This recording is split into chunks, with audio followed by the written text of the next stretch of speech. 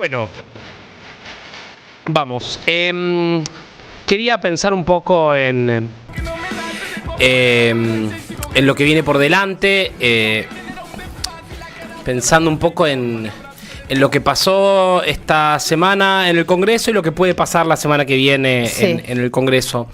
Para eso quería retrotraerme primero el 12 de diciembre de 2023, inicio del gobierno de Javier Milei, recordarás. Viste que hubo una conferencia de prensa de Toto Caputo, ¿no? Que anunció el programa económico del gobierno, que era básicamente una brutal devaluación, ¿no? Esa devaluación que llevó el dólar de 350, 800, 900 pesos, que tuvo ese impacto impresionante en la inflación de diciembre de 25 puntos y de enero de 20, que es la que, digamos, reacomodó los precios relativos de la economía argentina, reventando a la gente, ¿no? Como a favor del capital, en contra del trabajo, para decirlo a grandes rasgos, o a favor de los que pueden poner precio y en contra de los que tenemos que aceptar precio. Y en ese programa económico de Toto Caputo que se anunció esa tarde de diciembre, el Ministerio de Economía había puesto en Twitter un cuadro, que yo no sé si lo tenemos o no lo tenemos, para mirarlo. Ahí creo que por ahí andaba el cuadrito. Ahora va a aparecer. Pero el cuadro que ponía el Toto Caputo del Ministerio de Economía era cómo iban a lograr este objetivo político que uno hasta el día de hoy sigue siendo en la boca del gobierno su principal objetivo político. Ancla, le dicen los economistas, cuando uno está teniendo un programa económico y uno trata que la economía deje de ir hacia un lugar que esté en el sentido deseado por el conjunto de los economistas, incluso de la gente, que los precios dejen de ir hacia ese lugar. Los planes para frenar, mira, ahí está el cuadrito, ahí se los cuento. Ahí tenés la filmina. La filmina de Toto Caputo, qué nivel, qué nivel, ahí Emma laburando full. En los programas económicos, las anclas son lo que te tiran para abajo, digamos, lo que te frenan del avance, ¿no? Y en el programa económico de Milei, donde supuestamente el superávit fiscal sea primario, o sea que el Estado recauda más de lo que gasta, o financiero, que no solo el Estado recauda más de lo que gasta y paga en intereses de la deuda. Entonces, el superávit estaba compuesto, decía Toto Caputo en ese cuadro extraño que salió en Twitter y que es para que lo lea el sector financiero, no es para las grandes mayorías este cuadro. En ese cuadro hay un ítem donde dice gastos, que dice jubilaciones y pensiones 0,4. ¿Qué quiere decir? Ese cuadro, que fue la verdad del gobierno de Milei y que lo supimos todo este tiempo, que era que la forma en la cual el gobierno de Javier Milei iba a conseguir el superávit fiscal era entre las cosas más importantes que iba a hacer, la más importante era sacarle plata a los jubilados. Ese era un objetivo explícito y expreso del gobierno de Javier Milei, que era ahorrarse medio punto del PBI en jubilaciones y pensiones. Ahí también estaban el 0,3 que le iba a sacar a las provincias, los subsidios económicos, las transferencias y una serie de cosas, el aumento del impuesto país, en las retenciones al final no las pusieron, el retorno del impuesto a las ganancias, los adelantos de bienes personales, el blanqueo. Bueno, en ese paquete siempre estuvo sobre la mesa que iban a hacer pelota a los jubilados. Estuvo desde el día 1 de gobierno eso arriba de la mesa para el sector financiero. Caputo no agarraba un micrófono y decía: hola, buenas tardes, señor ministro de Economía, voy a hacer mierda a los jubilados. Claro, decía, por ahí va la motosierra. Los vamos a cuidar y queremos que pierdan menos, digamos, pero bueno, eso. La devaluación de diciembre y enero contra los jubilados significó de mínima una pérdida de 20 puntos de su poder adquisitivo, 20, 30 según como lo mida, pero esa pérdida del poder adquisitivo de los jubilados es palpable en la vida de las y los jubilados, que deben haber sentido, quizás más que nadie, como sus ingresos se desplomaron en los últimos 6 meses.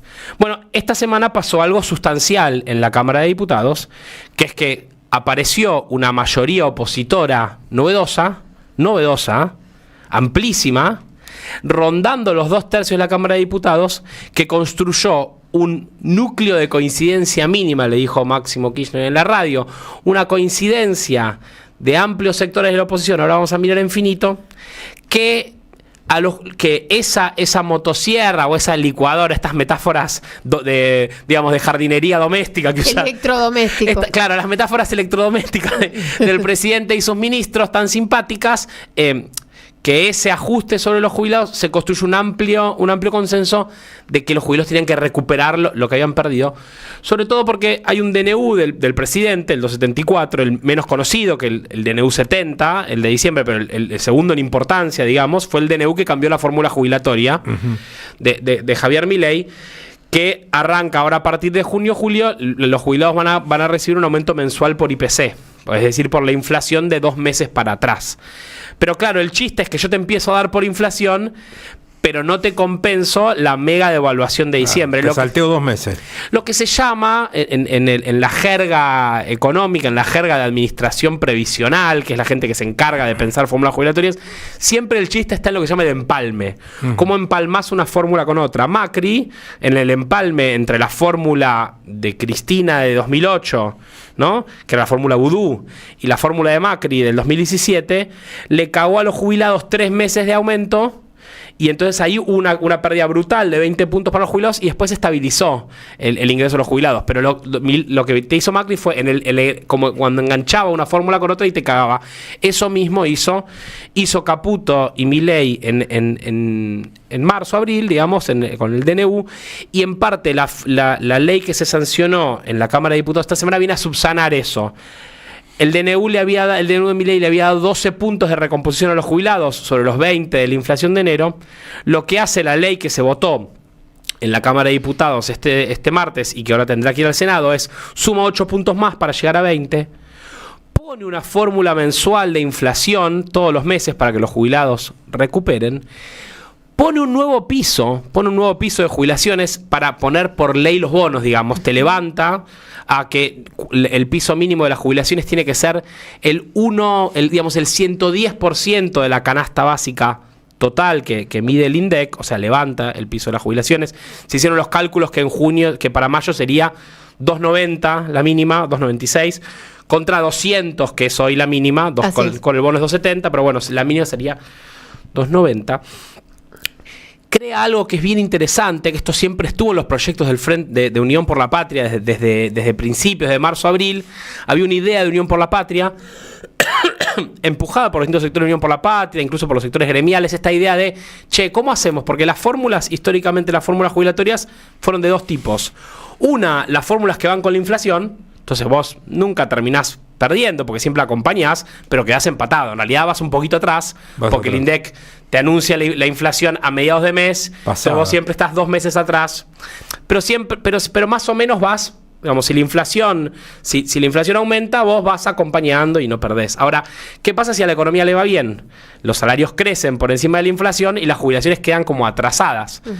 La fórmula que tenía el gobierno de Cristina, la fórmula vudú y también la fórmula de Alberto Fernández, eran una combinación entre recaudación del Estado, sobre todo la recaudación francés, y el RIPTE, ¿no? RIPTE, que es el registro de ingresos promedios de la economía, o sea, los salarios públicos y privados registrados, se hace un promedio y te da un número, cómo van evolucionando los salarios.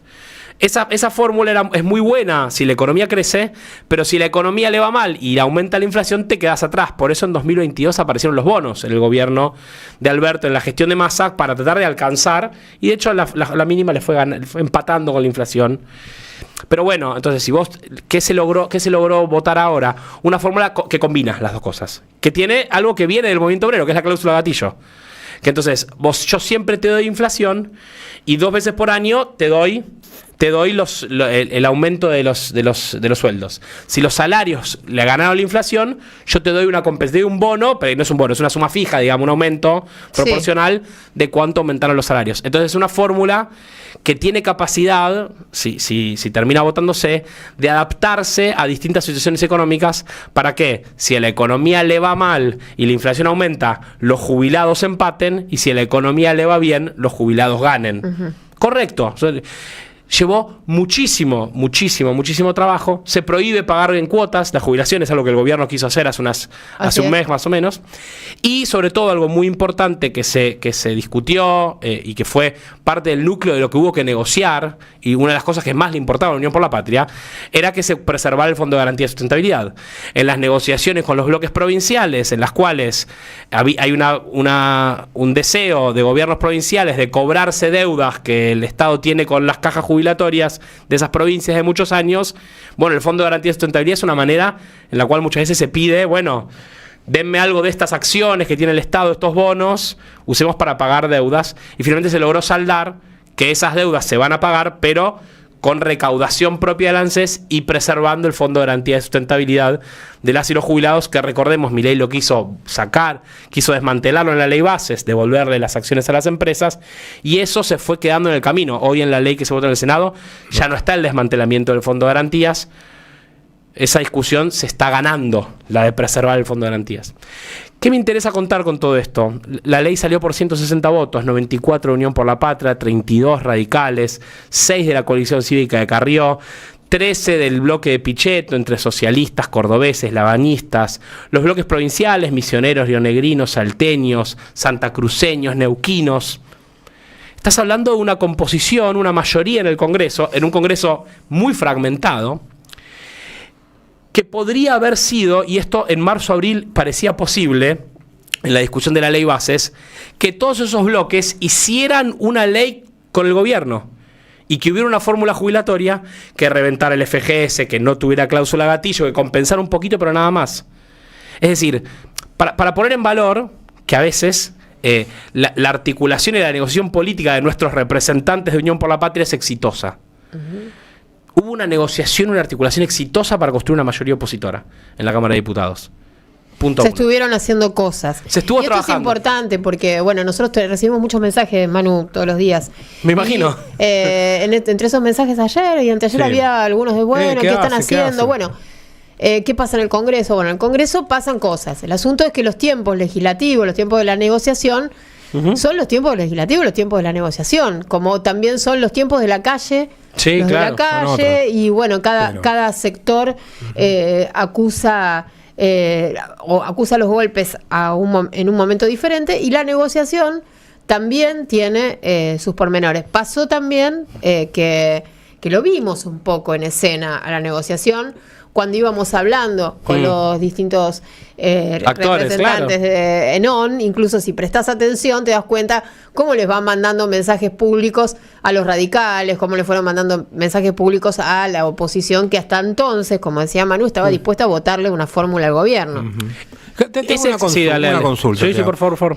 Porque en todo esto que vos fuiste sumando, que se logró el otro día, se llegó a un número casi mágico. Casi 2/3. Casi 2/3.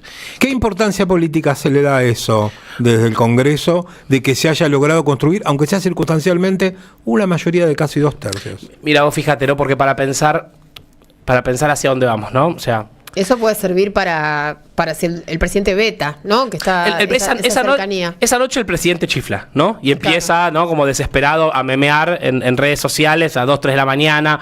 Los voy a vetar a todos, los voy a hacer mierda, los voy a destrozar, ¿no? Depravados fiscales. La caja es de él, ¿no? La caja, qué sé yo. Bueno, así es la democracia. El presidente tiene derecho a vetar una ley. Eso no está por fuera de sus atribuciones constitucionales.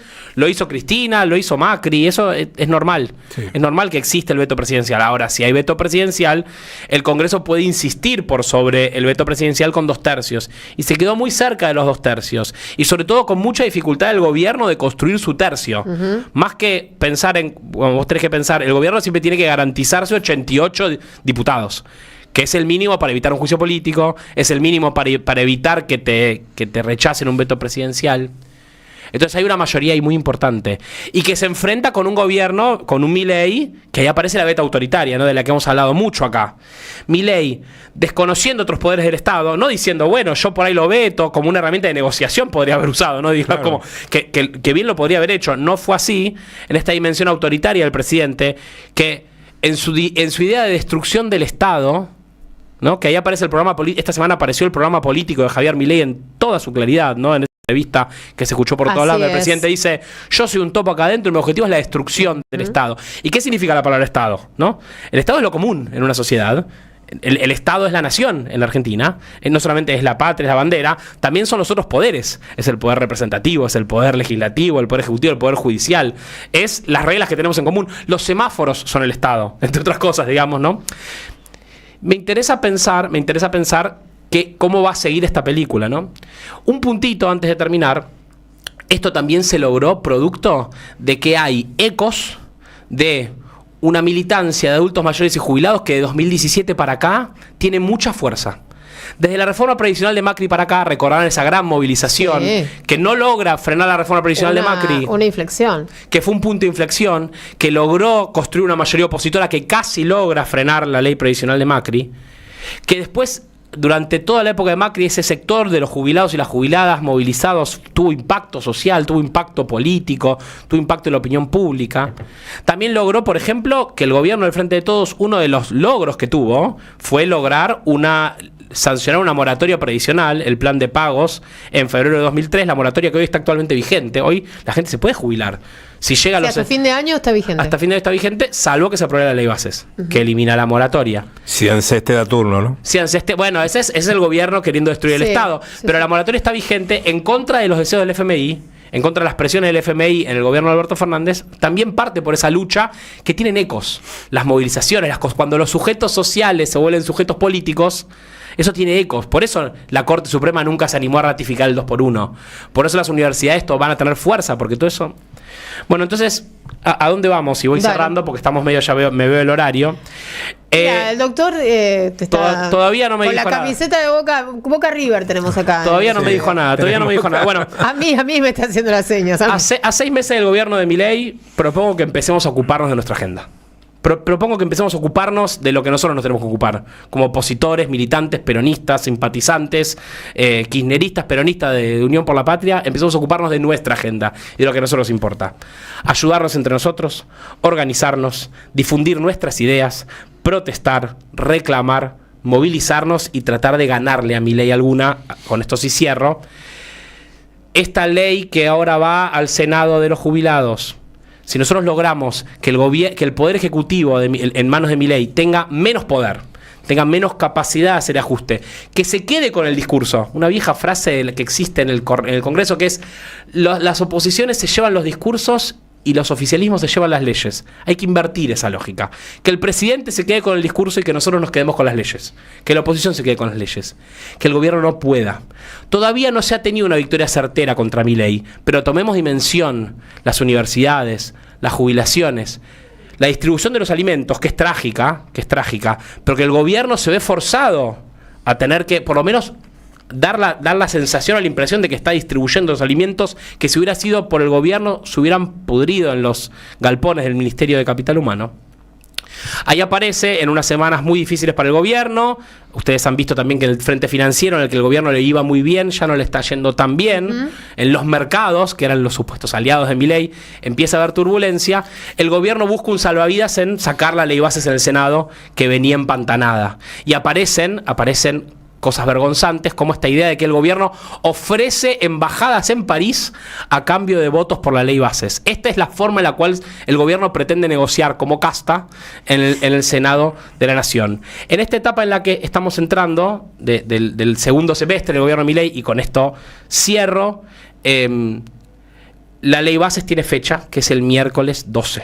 El miércoles 12, esta ley de la que tanto hemos hablado, de la que tanto hemos discutido para que la gente sepa de qué se trata, para tratar de generar una conciencia ciudadana de una ley que el gobierno no quiere que la gente sepa y que necesita sacar, no solo para calmar a los mercados, sino para repartir el botín entre los grupos económicos que lo apoyan. En esa ley que le da superpoderes a este presidente que con cara de chiflado dice que quiere destruir el Estado y todo lo común que tenemos entre nosotros. Hemos visto en la Cámara de Diputados que hay margen para construir mayorías opositoras. En la medida en la cual el sector de la sociedad que se opone a Milei se movilice, se organice, junte fuerza y salga a la calle, más éxito va a tener ese sector opositor a Milei para imponer su modelo de sociedad, o por lo menos ponerle límites al modelo de sociedad a Milei. La consigna es miércoles 12, banderas argentinas, porque es eso finalmente lo que estamos discutiendo. Convoquemos, llamemos, participemos, estemos el miércoles en la calle de la manera que se pueda. Se puede frenar la ley bases en el Senado este miércoles y se puede poner un límite contundente al intento de Milei de desguazar nuestro país.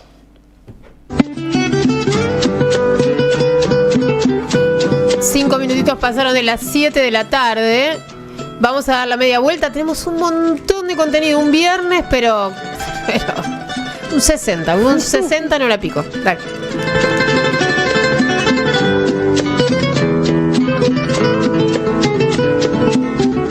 ¿Sabés qué le falta a tu carpeta de favoritos? AM530somosradio.com. El nuevo portal de AM530 con un